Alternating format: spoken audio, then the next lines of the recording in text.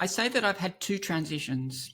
I've had millions of transitions. We've all transitioning all the time, but in essence, I say I've had two, and one is my gender and one is my mindset. I love who I am now, the authentic me that in my body, comfortable in my own skin, comfortable in my own mindset, and the strength and power and emotional flexibility that I have now is just epic.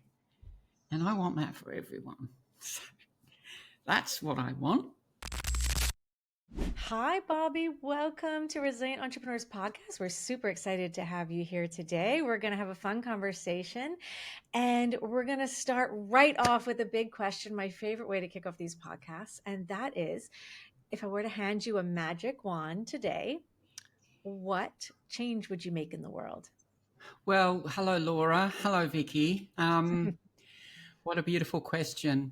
So I'm 66 now, and I spent 60. So I'm like off the bat, I am a trans woman, and I have changed everything. That the gender is not my story. It's a part of my story, but it's not what I talk about. It's just about the humanity of overcoming obstacles, adversity, and creating our realities, destinies, right? So I feel like I have lived 60 years in a less than place, in like a mediocrity, frightened, not anywhere near my full potential. And in the last couple of years, having transitioned in body, but also through all of the mindset shifts that I've made in just the last 4 years, like I feel like I'm a dream come true. I feel like I've landed on my feet, and I'm so excited about the possibility to change your life, change your destiny, change your reality with a decision, and it can be really quick. So what is the change I want in the world? I want other people to have that too. I want other people to experience what it's like to not live in fear, not live in, all of the triggers and the woundings that we have and the traumas and stuff, because we don't have to. We don't have to. And I feel we live in society that makes that okay, like normalizes to live in a less than your best. And I hate that. I hate the waste of that. I hate the waste of people. Like, I'm not going to judge anybody. You can, live whatever your life you like. But I hate that there are people who want more and don't know how and don't believe they can. And that's what I want. I want to elevate all of us to a higher level of consciousness, less fear, more love, if you like, on the planet. And having found my passion, like I spent decades looking for my passion. And where is it? It's behind the fridge, under the sofa, like looking everywhere. And finally I found it. And clearly it's in me, and it's always been in me, but I didn't know how to find it. And now I have found it, and I love who I am now, the authentic me that in my body, comfortable in my own skin, comfortable in my own mindset, and the strength and power and emotional flexibility that I have now is just epic. And I want that for everyone. So that's what I want. It's amazing, Bobbi. It's amazing. And I can see it in you. I can see the excitement, the passion, and the energy that that comes from your heart when you talk about those things, about what you've achieved and what others can achieve, and just helping people see that it's possible. And you have such a journey. I'm really excited to get into that and what that's been like for you, because personally, I find it inspiring to know that a person can see their truth and then trust themselves enough to step into their truth the way you have, and the resilience it must have taken to be on that journey, and probably the resilience that was required before you even made and had awareness or made a decision to transition, because you would have been in a space that didn't feel right, and that takes resilience too. Yeah, like I say that I've had 2 transitions. I've had millions of transitions. We've all transitioning all the time, but in essence, I say I've had 2, and one is my gender and one is my mindset. Like with my gender, I don't know where that came from. I'm late 40s, and for who knows what reason, started feeling differently about myself. I wasn't 2 or 5 or 11 or anything like that. I was like 40 something, and started feeling different about myself in my body, like. So these 2 transitions have been in parallel, like in the gender, it was a growing discomfort about who I was and really being unclear about where I was going. I didn't know that I could be this person. I didn't know that I could rock it in a bikini on the beach with my hair, and oh my God, it's just, I didn't know that that was my pathway. And but in that course of that transition, I did form an image of what I wanted to become. So, there is the pain and the pleasure. There is the away from and the towards. And both of those, like, was a stepping, like, I don't know what to do next. I just take a step and then trust in the universe, trust that things will unfold for me, and they have, and they always do, but the other transition, the mindset transition, I feel like I live a life in fear, and it goes back to childhood, and it goes back to my father, people pleasing, not wanting to stand out, not wanting to be seen because it wasn't safe, like finding safety in behaviors that weren't my authentic truth. And so this is the conditioned me that was shut down. And what a waste, like 60 years of not this. This I love, this person, and what she can do now. It's, infinite what I can do. There's nothing I can't do if I put my mind to it. And like through those 60 years as a man, trying to provide for a family with a crappy money mindset, always in fear, contracting and feeling like I was going to get found out because I was crap at it. I trained as an accountant, and I was the worst in the world, like, and the interesting thing, like, I was an introvert also. I was a conditioned introvert, and that was my identity because I was shy and didn't want to stand out, right? And now I did a Myers-Briggs test, and apparently I'm 91% extrovert. Who knows? Wow. Who knows their number? Not me. I've got a number. But that sounds like quite a transition in itself, to go from introvert to that much of an extrovert. So you're saying that this can be trained. We can practice new behaviors and become something else. I believe that my introversion was a conditioned response to my life, and that now through my freedom and like the emotional intelligence I've worked, and where I've landed now on the Sunshine Coast, and the community of women that I've landed in, and the welcome I've had from all of that, I'm so happy and so excited and so lit up about life. And it was always in me. It was always in me. And that goes back to your first question. Like, what is always in you? What is the thing that's in your listeners, who that is that is not their truth, that is not their authenticity, and that's and finding that has been the adventure of a lifetime, and I've never been happier. I'm divorced now. My children don't talk to me anymore. I haven't seen them for 6 years, but I'm happier than ever and doing what I love. And There's some loss to be had with gain, I'm hearing too. and grief. Yeah. Yeah.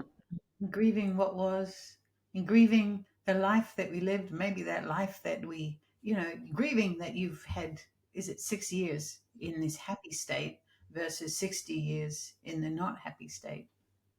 And we all have that, grieving the chapter that we're leaving behind. I think it's part of progress, yeah? Absolutely, because we are changing identities.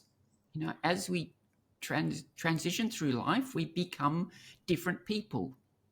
And the fear can be that I don't know who I'm going to be tomorrow, and it's frightening. Am I going to be good enough? Am I going to lose friends, or not cope, or and staying where we are, I have learned, can be so juicy, so like it's familiar, and you don't want to let go even if you hate it. It's so seductive to stay in that reality that may not be your truth. And that's stepping into the unknown, taking that step and risking what could happen, and that's why coaching is such a beautiful thing, because someone else can hold your hand and walk with you and believe in you and make you feel safe and take that step, and it didn't kill you, and you take another step and you build the evidence of trust that I did this, I did this, I did this. And that's my journey. I am so far from the complete Bobbi. I feel like I'm beginning my life all over again. I feel like I'm 66. Other people retire at this age. I've got friends retired, like, not doing that, not interested. So much to give, so much just starting, and it can be true for anyone, because I'm not special.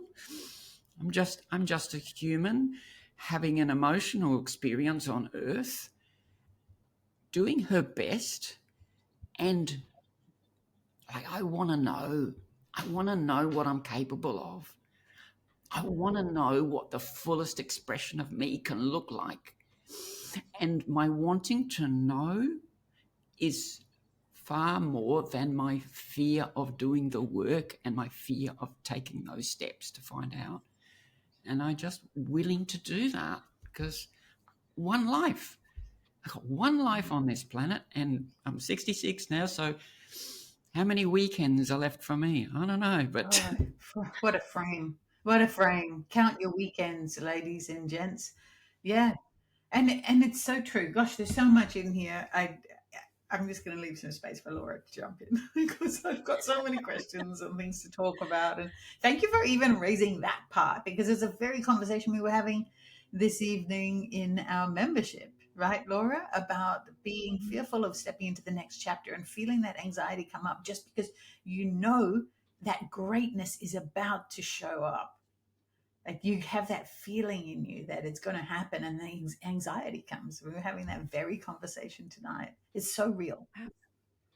Yeah, as humans, we're wired for safety. I mean, it's sort of our first instinct is to protect ourselves, right? That's what we do as humans. And staying in safe spaces is where we often get stuck, because that stepping out into something that's risky, that's unknown, that's different, that's, most people don't do, taking that path less traveled is so frightening, because we feel like we're on it alone. And like you just said, like the power of having a coach is so important, because you need to find that person, that coach, that mentor. And this goes for stepping out into entrepreneurship as much as like the transition you've made, because whenever we're doing a big transition, there's not always other people that we know who've also been there. So we need those guides. We need that support of people that can say, "Hey, let's talk about this. Let's work through this. Let's go together," because it's so hard to live this life alone. But taking that risk and leaning into what is authentically you is the most powerful thing we can do. But it's the hardest thing we can do too, because stepping out of the tribe in the day back in the day meant that you wouldn't survive, right? So part of survival was staying within the tribe, and we're still conditioned to stay within the tribe, not to conform. Years of conforming, like you just spoke about, is probably so familiar to our audience. We all, have been through some level of that. How do we step into being our true authentic selves? It's time for it though. We're at this time of life, and here we go. It is time to evolve. There's no more time left to just sit and stay and play it safe. Get out there. And I love what you're doing and you're speaking. And now tell me about speaking. Tell me about being on stage. Tell me about, you've stepped so far out of an introvert's comfort zone into this whole world of being so public. That can't be easy. Yeah, so like this is very much a journey for many women, not trusting their Mm, voices, right? And so mm, for me, being not wanting to be seen, not wanting to stand up, like it's stupid. It was not stupid. It was, for me, it was being safe. For me, it was like that was my safety, my protection. My nervous system hadn't evolved to be able to handle that insecurity, and so so in my transitioning, like all of that, it's been a growth of my nervous system and my capacity to hold the tension. Yeah, and so I kind of dabbled with speaking through at points in my life, and I had a sense that it was something that I wanted to do. Um, but how it really has come about now is because 4 years ago, it was 4 years ago when I found my current coach. And my current coach is awesome. She is amazing. And she is the reason that, like, she saved my life and teaches me how to live it. And mm, she mm, shines lights and she sets an example. And I am so grateful for this relationship, which has grown me so much and quickly. Like the the capacity to grow. Like we have a Telegram channel. Stuff comes up, we process it, we grow. Stuff comes up, we process it, we grow. And so my life is like flatline in emotions, and then I transition to the world of women, and not just any women, but particular women who are evolved, who do the work, like you, and like our emotional regulation is like so great, and and it, and just talking about this yesterday about how it actually narrows the pool of people that you can have meaningful conversations with now, because many people are not at this point. But 4 years ago, I was lost. I was struggling. I was starting to lose hope. I was trying to make money, trying to run businesses, having no success whatsoever. And I was approaching it with a very kind of quote unquote masculine mindset of do more, work harder, push, force, have later nights, do more courses, do what they told you, post, pitch, like show up, do the 90-day challenges, all that stuff, blah blah blah. Meantime, nothing's working for me. I got 30,000 emails that I haven't been able to open because I didn't have the courage to do it. My phone's permanently on mute because I thought the tax department was going to phone me because I had 6 years of outstanding tax returns.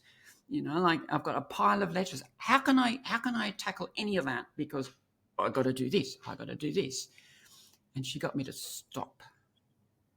So stop doing, start being. Stop controlling, start trusting, turn the can'ts, because I had all of the evidence of things that I couldn't do, and yet I'd lost sight of the things that I could do. So turning the can'ts into cans, and she got me to just go and sit on a hill and do nothing. No audio books, no music, nothing, just be. And the wisdom of my body, my unconscious mind bubbles up and starts seeing, oh, I could do this, I could do that, I could do that, and suddenly I had ideas and started getting excited again about possibility. And she said to me, she said, Bobbi, of all of these ideas, what lights you up the most? And I said, I feel that I will make more of an impact in the world with what I say than with what I do.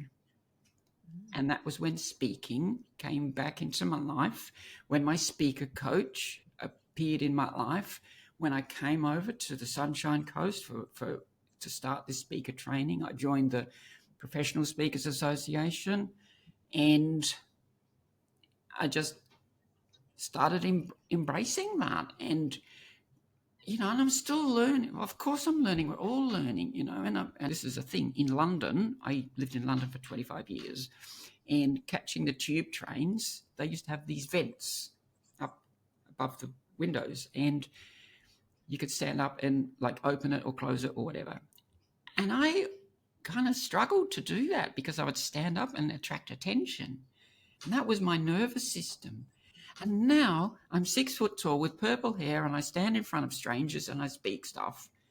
And I hope that I have a message that makes an impact and helps someone's life change. Because I love in speaking that storytelling, using metaphors, emotion, using my whole body to help people loosen the grip on a reality that may not be a truth, and just start to prise open those fingers. And are you sure that's your truth? Are you sure? Or is it someone else's truth that you've bought into, unknowing? And how can you know unless someone else shines a light on that? Because it's really hard yourself to see your reality. We're fish in water. How can we see what we can't see? So that's where speaking comes from. But when I started speaking, I didn't realize that it was coaching. I didn't realize that all of my speaking, all of my wishing to open minds and unlock potential was a different way of, like, one-to-one, small groups, the posts I put out. It's all coaching. It's all shifting a reality. It's all unlocking some potential, a little by little. So that's where speaking came from. And I just pitch and do my best to find stages and just stay in the game, stay in the arena. Mm-hmm. You're a speaker, speak. And you're a speaker, speak, do the thing, be the person. I love that, Bobbi. Thank you for sharing all of that and your journey with that. And I'm curious how you speaking fits into your personal brand as well, because this is something that we help women to identify what is their personal brand. And we're not talking about celebrity status, some shiny thing that you feel like you should be or ought to be. We talk about, being your authentic self, and then trusting yourself to show that shine, first know who you are, which you've talked about, and then show who you are, show your greatness. Yeah. Like a couple of years ago, I got a brand strategist, and it was an incredible experience. And she got me to do this mood board, and in Pinterest, I did a mood board. And I love my mood board. I adore my mood board. The colors in it, the energy in it, like I grew up in the 60s, and space has been such a thing for me, the cosmos, and I'm all about possibility and excitement and what if and imagine, like what could life be like if, and I've got all purples and rock stars and like Stevie Nicks and like Freddie Mercury at Live Aid. What must that feel like to be on that stage? And I love how I feel about it, and we have conveyed that into my visual brand, I think. But I think at the end of the day, my brand as a personal brand, is how I show up, is my consistency, my integrity, being true to my word, saying what I mean, meaning what I say, boundaries, having strong boundaries around what I'm going to tolerate, and just staying in the game and caring. I really care. I do think I am authentic. I don't think there's any pretense about me. I say my truth, and I'm hearing a lot of values in this. What you've just shared are your values about life, and that's what becomes your brand. well, actually, my top value in business is impact. Mm. That's what I want to do, make an impact. My second top value is excitement. I want to do it with excitement. I want to do it lit up. I want to do it with other people. Like you said at the start, this can be a lonely journey as an entrepreneur. Like here I am in this space by myself on this podcast. When we finish it, I'll be in this space by myself, and I get to make some choices. How do I show up in this space by myself? That's part of my brand too. Like in the quiet by myself, as much as out there talking to people and online and on stages. Yeah, I think you nailed it. That's authenticity. How you live your life when you're alone is how you live your life in public. Then you're authentically you. That's an authentic brand. And the other thing that comes to mind is, how we do the little things in life is how we do everything. So if, because I think what you've shared there is some things about standards as well. So knowing your values and your standards and then living to them, and knowing that when you talk about your values, that they're lived, experienced values versus aspirational values. Because often I'll hear people in sessions, they'll say, these are my values. And then I'll say, fantastic. I love that that's what your value is. So, how is that showing up in your life right now? And there's silence because they think their value is one thing, but they're not aligning their life to the value. And once you see that gap, it's not a difficult task to then start doing things in your life so that it is more aligned with your values. And that's when things start feeling easy and more authentic. So thank you for leaning in and sharing what your values are. Isn't that an interesting thing? Like when you feel misaligned with your value, it's your body is telling you something.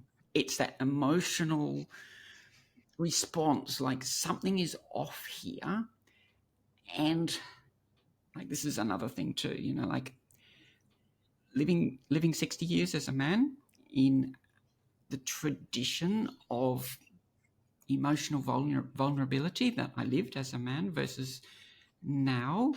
I was so in my head, so out of touch with my unconscious mind. I had so much suppressed emotion in my body, and the transition has, and particularly NLP, like when I started doing my NLP training, that was life changing. Actually doing the training and discovering that this is not for them, this is for me. I learned so much about me in my NLP. That's neuro-linguistic programming. Yeah. Yes. Yeah. And learning to trust my body, learning to trust the intuition and the instincts and the emotions that I feel in my body. And like in human design, this is something that's been quite important to me too. But I have a sacral authority, and like listening to that, I spent 60 years like not even having a clue, and now it's been like it's just life changing, like, and so quickly. It's interesting. As women, we often look at, how are we different? How is the feminine energy different? And is there room in the world, especially in the business world, for this feminine energy? And how do we create more room for feminine energy? And yet, I feel like we have an amazing opportunity with you sitting here, who's lived both as a man and as a woman, whether there's things that men struggle with, because I feel like you've alluded to that here. What what are men wanting more space in the world for? Um, let me just answer. Let me answer that. When I have been asked, what would I say to men and what would I say to women? And this applies to both. This is not just for men and just for women, but in general, I would say to men to become more emotionally vulnerable and to allow others to be emotionally vulnerable as well, without the shame and the judgment and the put down. And I tell a story about some years ago when I transitioned, and I was with some girlfriends and we were playing pool. There were two pool tables side by side, and one table had a group of men playing, and my table was a group of girls playing, and the dynamic was so different. The dynamic of just playing the same game was so different, and the men would play it with competitively and in a sort of a zero sum game way, like for me to win you have to lose kind of thing. And the languaging around that, and the banter, and that kind of put down kind of language, like. And at my table, it was like we all win together. We support each other together. Like we celebrate together. We help each other together. And and I feel that like with women, it's like walking together, and with men, it's more like walking apart, I feel. And so that's what I would say about men. And what would I say about women? It's about the boxes we live in, the conditioning that we live in, the stories that we buy into as women about the narrative about what being a woman means. I have got some things to say about, just asking questions. So questions are wonderful, but, like the narrative that we buy into about gender inequality, glass ceilings, having to do it all, like that may be true, but is there room to actually question it and expand our possibility out of society's conditioned limitation of what it means to? And I think this is a fascinating question. The same for men too, but what does it mean? And can we create a different reality for women? Can we create a different reality for men? So of course there's room for feminine energy in this world. Like one of the things, people ask me, what are the freedoms that I've experienced? And like I said earlier, I feel so free.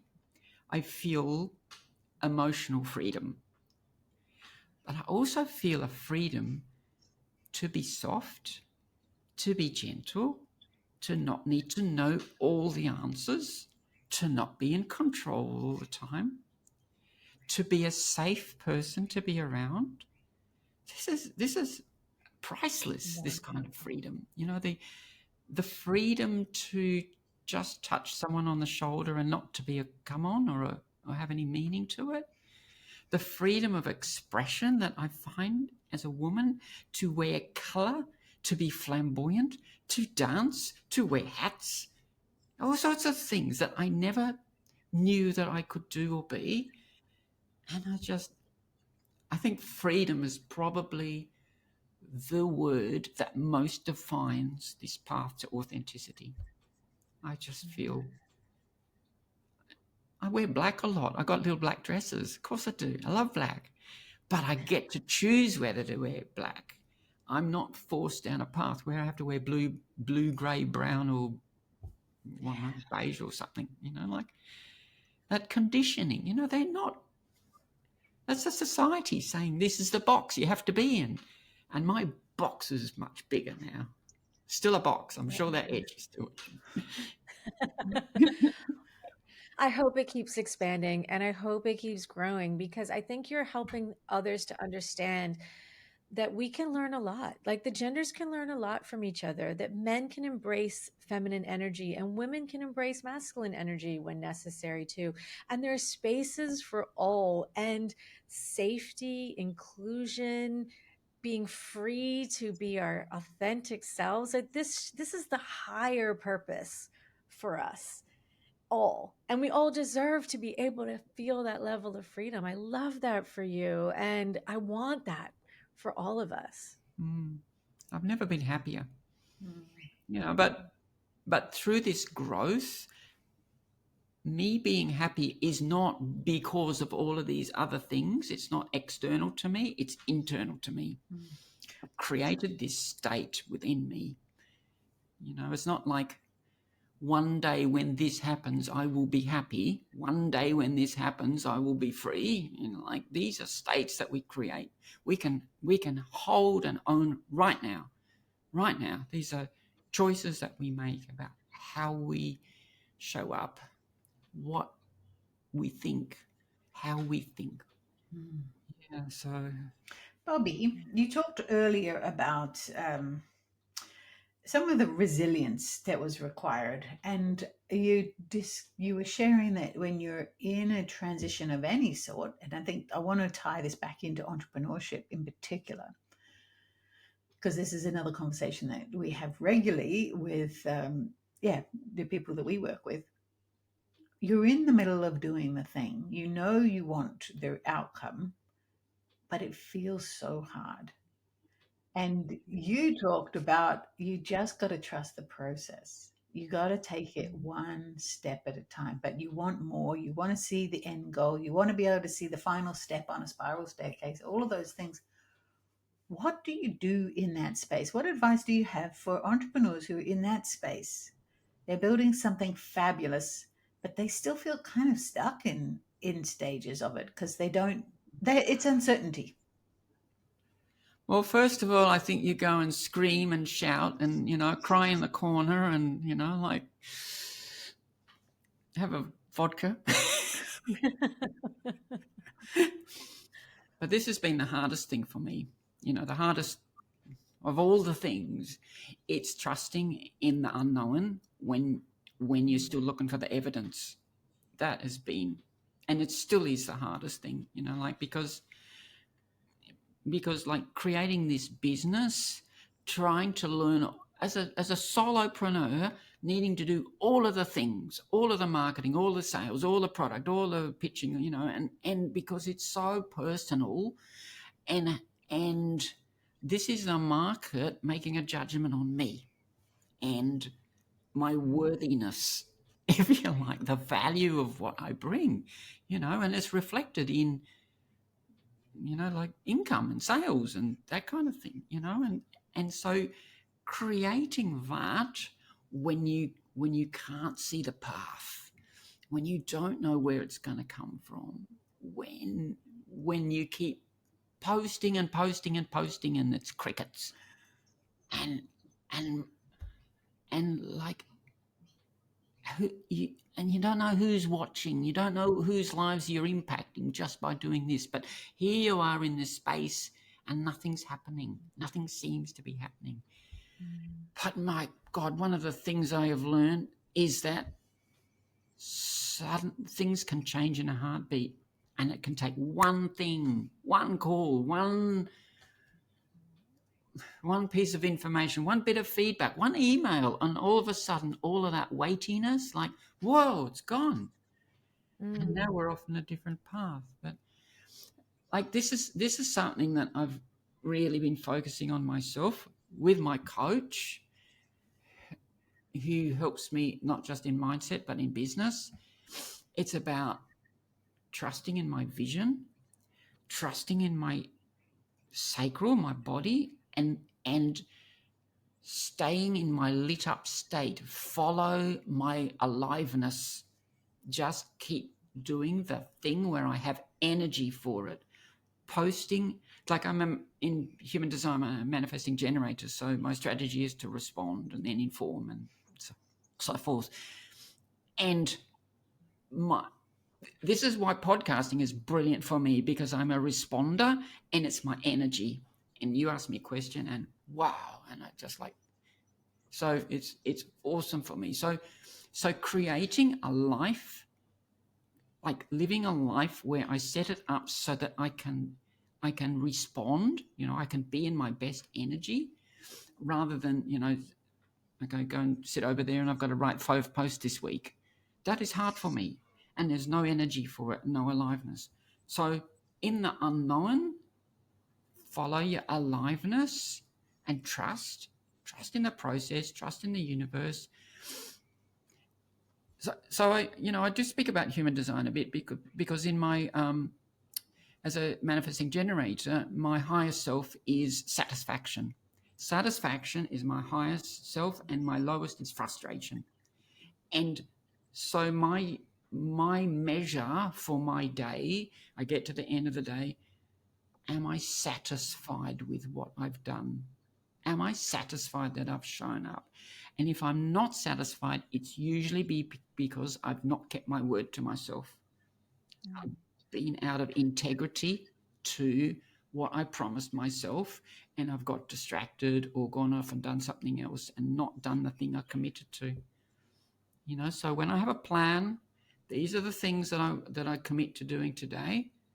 And if I don't, that's when I get frightened and frustrated and think it's never going to happen.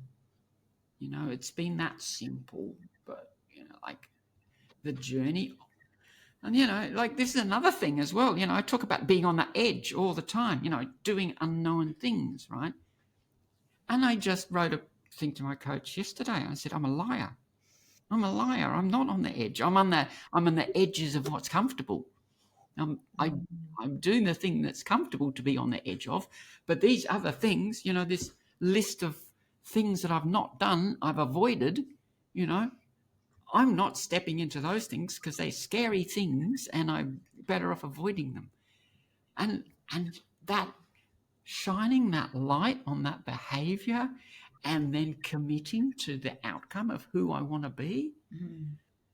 is so confronting.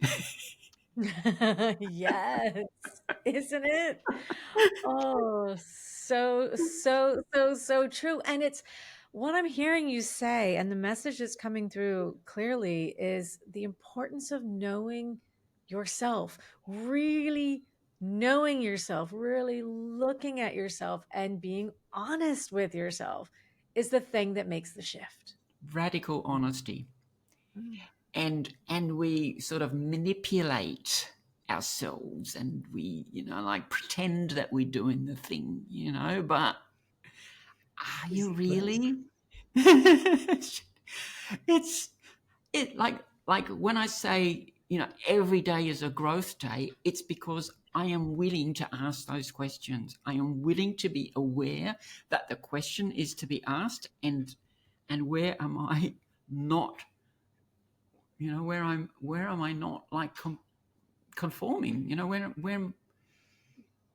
where am I, like cheating myself, kind of Mm. thing. And And where's the one thing? So I love to ask the question daily. What's the one thing I can do today to move myself closer to being that version of me I want to be? And if I don't do that one thing, because that's what came up on that day, then as you said, you're cheating yourself. Others call it playing small, others call it keeping safe, playing safe. But we have to first have the awareness of what it is that moves that, what does advance us, and then do the thing. Yeah. Like in these last 4 years, like this coaching journey, like there are ratchet points of like big aha moments when you hear it. You probably heard it from where you were, like clunk. Oh, that's Bobbi having another aha moment. Yeah, and one of them was this piece around awareness, commitment, choices. You know, like one of the stories I really love is about the two wolves. You know, like the two wolves that are fighting and which one wins, the one you feed. But Mm. how can you choose to feed another wolf if you're not even aware that it exists? You know, so that awareness piece. When you've got that awareness, I can choose that. And I'm going to get a tattoo with two wolves, you know, and one is the she wolf who is, you know, like dominant, but the other one, he, so, you know, he wolf sort of thing, he's not gone away. I can choose to feed him anytime. I can choose not to be in commitment with who I say I am, what I say my mission on earth is. I can choose either. So it's that commitment to that choice of that outcome that you want, and ultimately who you want to be, who you want to serve, what legacy you want to leave. Yeah. Love it. That's so beautiful. I feel like that's just such a beautiful way to wrap up this conversation, even though I want to have you over for dinner and chat for hours. But this has just been amazing. And I love the insights that you've shared about your own personal journey and the resilience it took and the triumphs and that effervescent joy that you share when you talk about having achieved your own inner peace. You know, it's more about who you've become than what you've done. And I think that's a really strong takeaway, at least for me. And I think for a lot of our audience, it will be too. We've talked about so many things that are conversations that regularly happen in our circles. You know, it's the struggles of being an entrepreneur on your own. It's the how do you choose to feed the right wolf? You know, all of these things that you've shared are so pertinent and so relevant. So thank you so much, Bobbi. It's a gorgeous There's not conversation. there's not just two wolves though. There's a whole wolf pack out Family of wolves. And we must honor them Yeah. all. We welcome them all. We just don't Yeah. feed them all. Exactly. And being aware. And Bobbi, I want to steal your magic wand a little bit and share the same with everybody who's listening today, because being able to live and be the person that we are destined to be, that is our higher self, is our best self, is our most authentic, real, effervescent, joyful self, is a wish I have for everyone listening and everyone in the world, because Mm, it's such a beautiful space. It is coming through everything you say. It's coming through your body language. It's coming through your purple hair. It's coming through all of it. Your massive smile. Thank you, thank you, thank you for sharing your story and your mission mm. and all your beautiful bright light. Bobbi, you're an inspiration. And I really, really, really genuinely appreciate this whole conversation. Thank you for joining us today. Thank you so much, Laura. Thank you, Vicky. It's awesome. Amazing.